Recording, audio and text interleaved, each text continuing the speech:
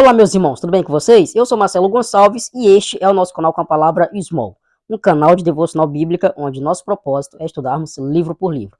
Semana passada não houve estudo, como eu falei no estudo anterior, tirei uma folguinha para me dedicar um pouco mais e hoje estamos voltando aos nossos vídeos e estamos iniciando hoje um novo livro.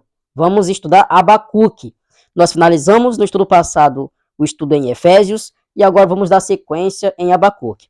Estou sentindo um pouquinho de frio, Macaé esfriou um pouquinho. E nesse momento que eu estou gravando, está uma temperatura um pouco agradável, né? Eu gosto do frio, pelo menos. Mas no dia que eu estou postando esse vídeo, estarei talvez passando por um frio ainda maior. Estarei na Conferência de Jovens da Fiel, em Águas de Lindóia. Inclusive, estou indo lá levando o Carlos Henrique, que foi o sorteado, que eu fiz a promoção no meu canal no ano passado. No meu aniversário eu sorteei o ingresso. E aí eu tô pensando até, inclusive, no próximo ano, sortear mais o ingresso. Então vamos ver como é que vai ser o engajamento de vocês. Quem sabe eu sorteio mais o ingresso, tá bom? Nós vamos então para a vinheta, depois para o estudo, que é o que mais interessa.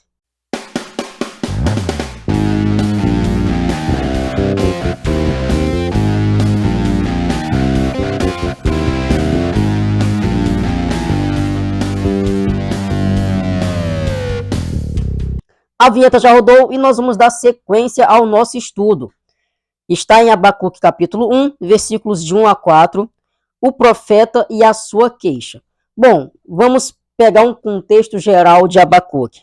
Abacuque, ele viveu mais ou menos no período em que os babilônios estavam começando a dominar Judá, ou seja, Israel já estava dividido, reino do norte e reino do sul, e agora nós estamos vendo a Babilônia começando a invadir Judá. E aí, essa invasão começou basicamente como punição de Deus por causa da desobediência do povo de Deus mesmo. E aí, nesse contexto histórico, nós temos lá em Deuteronômio, capítulo 20, nos capítulos 28 a 30, fala como que Deus trataria o seu povo com disciplina, conforme aquilo que o povo estava se desviando da sua palavra. Então, existia uma promessa de disciplina ao próprio povo de Deus, caso eles se desviassem como estavam fazendo no momento. E aí Abacuque, nesse momento aqui, ele é contemporâneo de Jeremias, um outro profeta também, que nós podemos no futuro estudar, já que a ideia é estudarmos a Bíblia inteira. E nessa época, o rei de Judá era o rei Jeoaquim. Então nós podemos abranger bastante nos livros de Reis, 1ª, 2ª Reis. Nós podemos pegar um contexto um pouco anterior em Juízes também, para que a gente possa ter esse englobamento melhor do estudo da palavra. E aí, como profeta de Deus, Abacuque, ele estava lamentando ao Senhor devido às injustiças do próprio povo. Deus responde, e ele novamente ora, e Deus novamente responde. E aí, no final da carta, nós vamos ter um final muito interessante. E aí eu vou pedir para você seguir, então, nessa série comigo em Abacuque.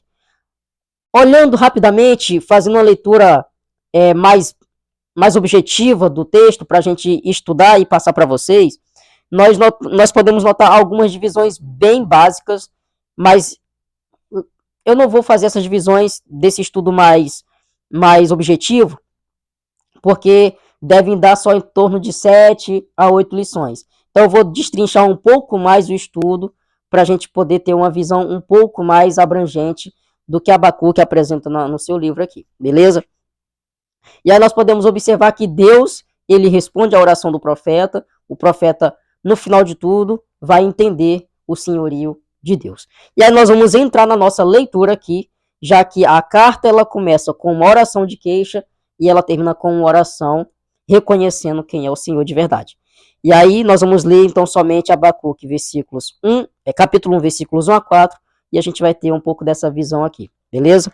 Então nós vamos ler na minha versão NVI, que diz assim: advertência revelada ao profeta Abacuque. Até quando, Senhor, clamarei por socorro sem que tu ouças? Até quando gritarei a ti violência sem que traga salvação?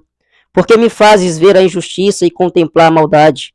A destruição e a violência estão diante de mim. Há luta e conflito por todo lado. Por isso a lei se enfraquece e a justiça nunca prevalece. Os ímpios prejudicam os justos, e assim a justiça é pervertida. Oremos. Santo Deus maravilhoso, como é prazeroso estar em tua presença. Somos gratos por mais um livro onde nós podemos estudar e que o Senhor possa nos transformar para sermos mais parecidos contigo. Que possamos, como Abacuque, ao final entender quem é o Senhor e que nós possamos descansar em ti. É a oração que eu faço em nome de Jesus. Amém. Nós temos aqui, então, nessa pequena leitura, 3 questionamentos do profeta, e esses 3 questionamentos do profeta, eles serão respondidos futuramente, tá? Nesse momento, são clamores sem respostas, mas nós vamos ver mais à frente que Deus responde o seu profeta. Nós temos aqui, ele apresentando também o motivo pelo qual ele está clamando. Nós podemos observar aqui, no seu clamor, que ele diz o seguinte: até quando, Senhor, clamarei por socorro sem que tu ouças? Até quando gritaria a ti violência sem que tragas a salvação? Por que me fazes ver a injustiça e contemplar a maldade? São os questionamentos ao Senhor. E aí ele começa: a destruição e a violência estão diante de mim, a luta e conflito por todo lado. Ou seja, por que ele está clamando? Porque existe uma luta, existe conflitos por todo lado dentro do povo de Deus. Aqui nós vamos observar que ainda não é um conflito de um povo inimigo contra o povo de Deus. Entre o próprio povo de Deus está existindo injustiças, e tais injustiças vão vir consequências futuras. Então, nós temos aqui um entendimento sobre essa injustiça, que ele diz o seguinte: por isso a lei se enfraquece e a justiça nunca prevalece. Os ímpios prejudicam os justos e assim a justiça é pervertida. Ou seja, uma consequência de uma perversão, a própria justiça de Deus, ela é colocada em xeque. Isso tudo na visão do profeta Abacuque. Então ele está clamando para que o povo de Deus possa ser punido por as suas injustiças. Ou seja, eles estão vivendo completamente distantes da palavra, eles estão vivendo completamente distantes daquilo que eles têm em mãos, que o Pentateuco, por exemplo, né? Eles têm a palavra de Deus já nas mãos deles, que fazia parte do Antigo Testamento para nós hoje. Para eles era a palavra de Deus. A história bíblica, os seus patriarcas, então eles tinham conhecimento de Deus e estavam totalmente desvirtuados da palavra.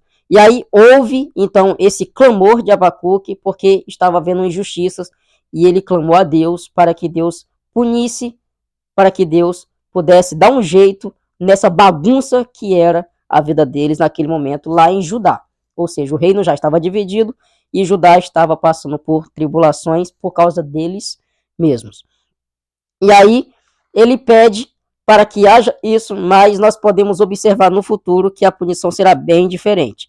E aí essa resposta virá no nosso próximo estudo.